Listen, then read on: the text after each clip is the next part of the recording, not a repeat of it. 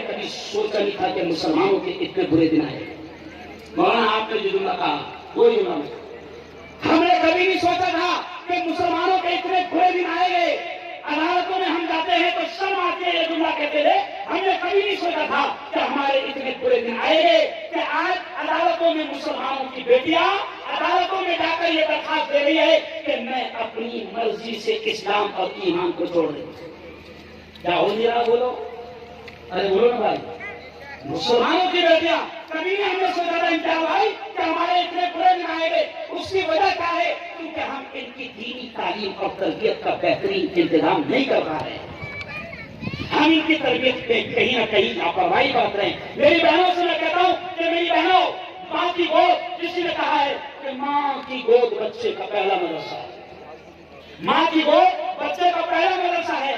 اور جب ماں ہی پڑھی لکھی نہیں رہے گی، جب ماں ہی پڑھی لکھی نہیں رہے گی تو بتاؤ نا وہ ماں بچوں کی تربیت کیا کرے گی، کیسے کرے گی؟ کر ہی نہیں سکتی ہے. اس لیے میں میری بہنوں سے کہہ رہا ہوں کہ دین کی، اسلام کی، ایمان کی، قرآن کی بنیادی تعلیم پر دھیان دو. اور آخری بات سن لو آپ نائرا والوں. نائرا ایک ایسا گاؤں ہے کہ اتنے چھوٹے سے گاؤں میں 5 مدرسے. مولانا کچھ کہنا ہے؟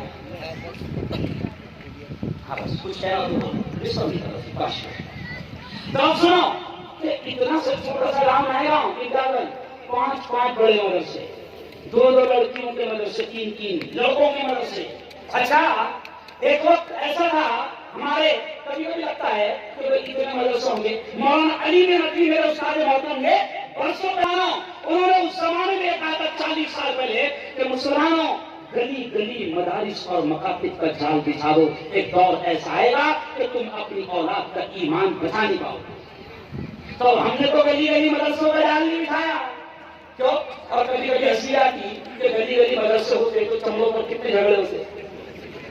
نہیں سمجھا؟ ارے بولو دینا ہے.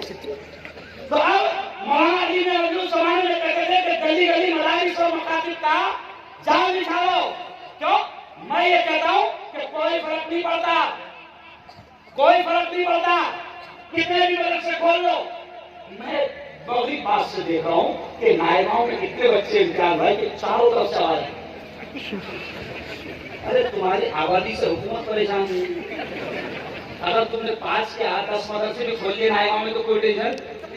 اچھا ایک بات بتاؤ، ہر ایک گھر میں 4-5 کیمرے کی نہیں چل رہے؟ ارے بولو نا یار، کیا فرق پڑتا؟ تو بھائی مدرسے چل رہے چلے گئے. مولانا نے بہت پیارا جملہ کہا کہ بھائی مدارس کا چلانے والا وہ سے بولو کون ہے؟ ہم تھوڑی نہ چلاتے، ہم تھوڑی نہ کچھ کر رہے تھے.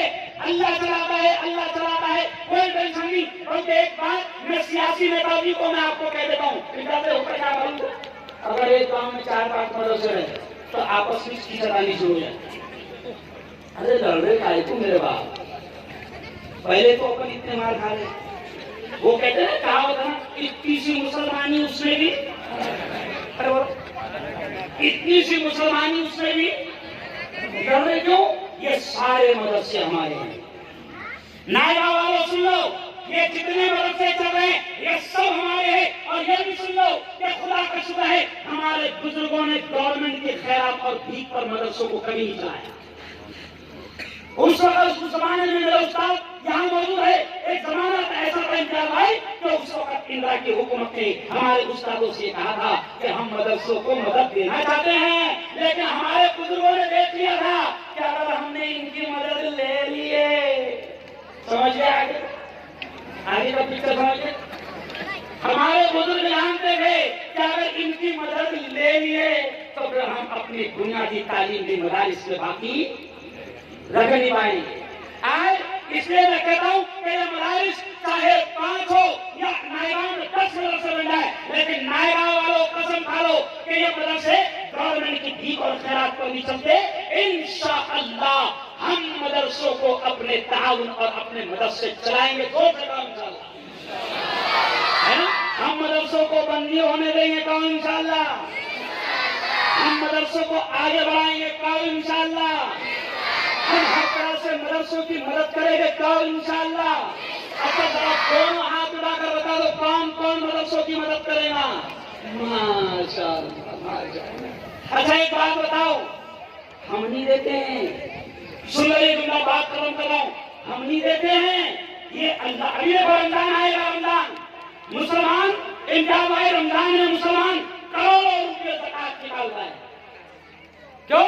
میں آپ سے کہتا ہوں کہ پہلے اپنے مدارس کو آپ ضرور مدد کیجئے، اپنے خاندان کی یتیم اور بیواؤں کی مدد کیجئے، اپنی زکات کے سسٹم کو صحیح استعمال کیجئے، اور یہ بھی سن لیجئے اگر آپ کو اللہ نے زکات دینے والا بنایا تو سنو یہ جملہ، اگر خدا نے دینے والا بنایا تو اس کا احسان تو اس کے دینے والا بنایا، وہ اگر ہاتھ میں کٹورا لے کر مسجد کے گیٹ پر بھکاری بنا کر کھڑا کر دیتا تو ہم کیا کرتے تھے؟